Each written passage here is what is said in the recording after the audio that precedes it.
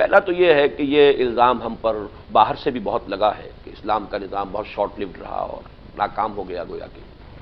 اس کا ایک جواب تو یہ کہ دوسرا کوئی نظام تو آج تک وجود میں نہیں آیا.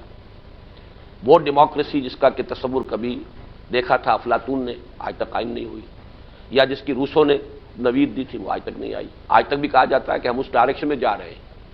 جس کلاس لیس سوسائٹی کا تصور مارکس نے دیا تھا، وہ تو اس سے پہلے ہی کہیں سارا کا سارا تیا پانچا ہو گیا. ایک دن کے لیے بھی وہ ریاست تو اور وہ معاشرہ تو وجود میں نہیں آیا.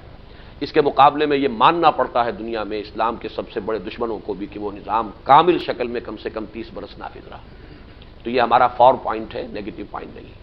اصل مسئلہ یہ ہے کہ یہ میرے نزدیک ایک بہت بڑی چھلانگ تھی کہ جو فطرت نے حضور صلی اللہ علیہ وسلم کے ذریعے سے لگوا کر نوع انسانی کے لیے ایک ماڈل دے دیا ہے. ابھی انسان بحیثیت مجموعی اس لیول پر نہیں پہنچا تھا کہ اسے سسٹین کر سکے. ابھی وہ سوشل ایوولوشن کا پروسیس وہاں تک نہیں تھا. یعنی مثلا یہ تصور جو آج ہمارے پاس ہے کہ ریاست اور شے ہے، حکومت اور شے ہے. We are loyal to the state, not to the government. Government کو تو بدلنے کا ہمارا حق ہے، ہم جب چاہیں بدلیں اسے. ایجیٹیشن کے ذریعے سے بھی بدلنے کا حق ہے، کانسٹیٹیوشنل رائٹ ہے آپ کا، اور الیکشن کے ذریعے سے بھی حق ہے. تو we are not loyal to the government, we are loyal to the state. یہ اسٹیٹ اور گورنمنٹ کا فرق ہی آج سے 100 برس پہلے موجود نہیں تھا دنیا میں. یہ دونوں چیزیں گڑبڑ تھیں. جو شخص کے ریاست کو نہیں بلکہ حکومت کو بدلنے کے لیے کھڑا ہوتا تھا وہ باغی قرار دے دیا جاتا تھا.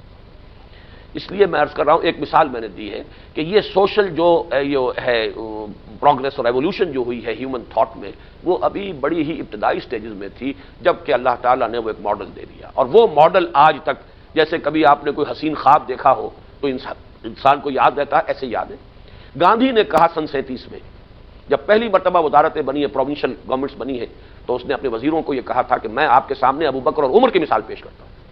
ہی روٹ اٹ ان ہریجن، اس نے اس کے اندر اپنے رسالے میں مضمون لکھا.